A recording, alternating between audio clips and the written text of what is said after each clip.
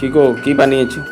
কি বানিয়েছি? তো ভাত বানিয়েছি, ডাল বানিয়েছি, আলু ভিজিয়ে সবজি বানিয়েছি। কেন, কি হয়েছে? হ্যাঁ, খাবো না। কেন খাবে না? ভাত ডাল সবজি কেউ খায়? নয়, এটা আলু পকোড়া বান।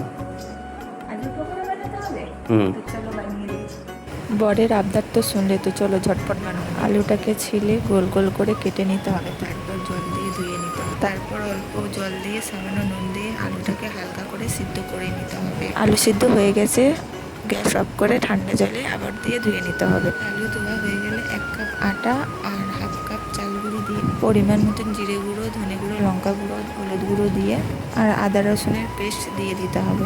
স্বাদ অনুযায়ী নুন দিয়ে ভালো করে মিক্স করে নিতে হবে। আর হ্যাঁ, তোমরা পারলে ঘরেও আদা রসুন বেটে দিতে পারো।